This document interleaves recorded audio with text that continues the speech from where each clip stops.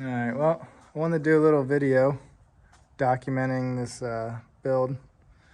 It's a 1980 Mustang I just did for a buddy of mine. Pretty cool car, all original kind of patinaed paint. So I guess we'll talk about the driveline first. It's got a L33 5.3 stock short block put together a number of years ago. It's got a set of 799 heads, not ported or anything, just like your typical run-of-the-mill. Just slap some valve springs and new valve seals in it. It's got the BTR springs in there, and the 7.4 push rods ended up being what this thing wanted. It's got a BTR stage 3 turbo cam, the LS9 head gaskets. I don't know if you can see it there. It's got the China head studs back when they were pro comp before Speedmaster bought them out. And that, I never pulled apart the short block, so never let the magic out, as my buddy Matt would say. Oh yeah, it's got an F-body pan on it. Kind of see her there. Perfect clearance with the AJEK member. Got some limiters there. But so that's pretty much it about the motor. It's got LS2 timing chain, typical new timing gear. It's got a new cam plate in it because the seal is pretty flat on that, so I just replaced it while I was in there. LS7 lifters, back when you could buy them for I think $130 for the set for actual AC Delco ones, not the LS7 style. It's got your BTR intake on it. Fuel injector clinic 1300cc injectors. It's got low dollar motorsports, fuel pressure sensor and dome pressure sensor. It's got an air motive fuel regulator while we're right here, because I'll probably forget about it later. It's got the high flow one. It's got all 10AN O-ring style fittings on it, but I did an 8AN return. It's got an 8AN crossover, but it's got all 10AN feeds on it. And then I got a 10AN feed wide to two 10ANs coming up from the fuel cell. It's got an LS1 water pump on it with a ATI balancer. It's got an ICT bracket set up. Since the turbo is on this side, kind of do your typical low mount LS1 setup, so we did a high mount from ICT brackets. Actually a really nice setup. Turbo kit is all custom by some guy up in North Jersey. MTK Fabrication, or MTK's Welding did the turbo kit.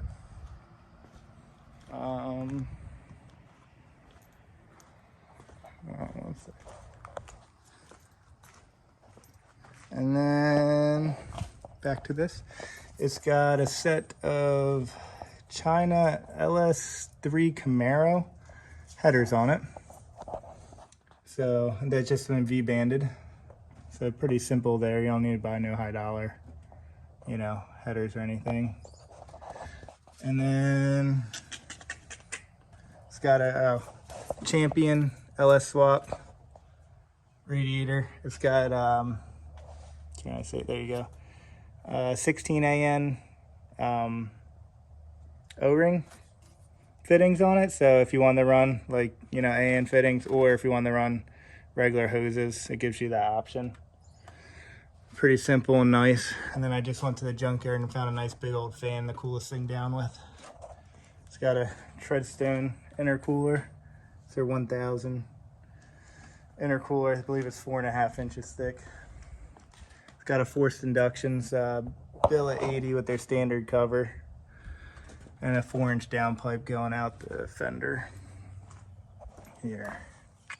Pretty simple. It's got my favorite of off-brand throttle bodies, War.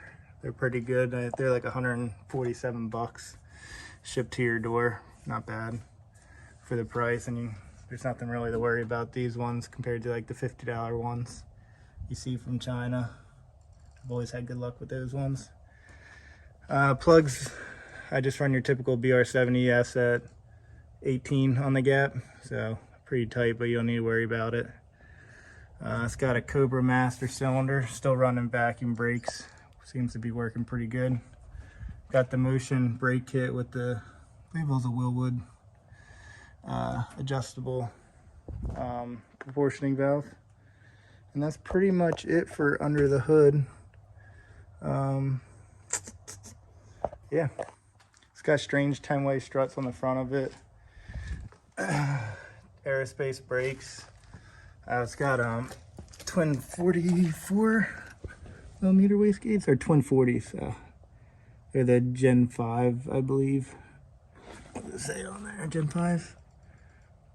Yeah, something like that. I don't know, but pretty nice wastegates. You see the Low Dollar Motorsports dome pressure sensor. Everything's been working pretty good for that stuff. Flame River rack, bump sear kit.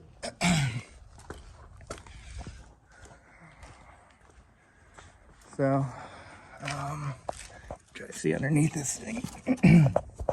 It's got a Stifler's cross member, and then a Power Glide trans with a PTC converter. PST dry shaft, going back to build 88. And then underneath the back, it's got all Team Z suspension, Team Z lowers, double adjustable, Team Z relocated uppers, Team Z anti-roll. It's got a set of Haggard fab. See if you can see them. Climb under here a little bit better. Got Haggard fab lower control arm brackets. Pretty nice setup. It's got Viking coilovers on it. Yeah, pretty nice. Clean, simple.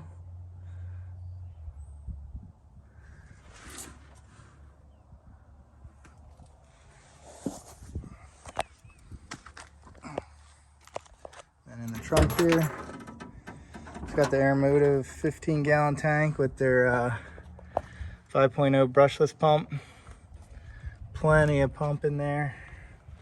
Got the, I think it was a Flaming River cutoff switch, Taylor box. Came out pretty clean.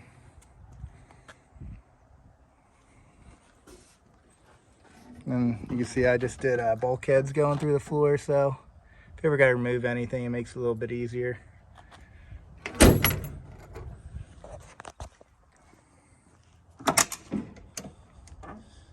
It's got a 10-point in it. I just removed the door bars for now since just street cruising. It's got the Motion CO2 kit on it. Precision performance shifter. Let's see, still full interior. Pretty nice little cup holder there. Street car. And I made this dash setup. Came out pretty cool, I think. At least. I just got the bump box kind of rolled up because it gets all tangled up in here. Gets a little annoying. But got everything. Fuel pump's really loud, don't mind that. But I had to run the fuel gauge because I kind of ran out of inputs and outputs on the Holley Terminator X. But the little dash set up there. O2 is actually going bad. It's taking forever to heat. I gotta get a new one of those. It's actually on its way, but pretty badass little setup. Kind of like that fuel gauge there. Actually, you don't need to look for it as much. But gonna do a little cruise in it so you can see how nice it cruises. It's It's got 355 gears in that built rear. With the glide, the converter's pretty tight for cruising, so I mean, $3,000 at 70 miles an hour. I mean, you're cruising.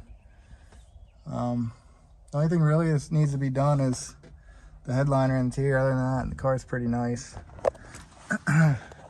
It's got a set of Kaiser rear wheels there. They had actually like a business. Their business burned down a little bit ago, but they rebuilt. These wheels are pretty reasonable for the price. I think they're like $1,500 for single B-locks, 15x10s, if I remember correctly. And they're light too.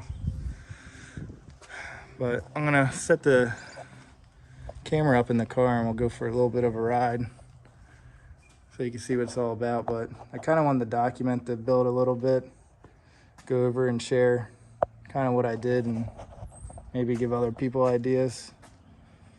So there you go. I'm gonna give the car a quick little start up. We'll walk around.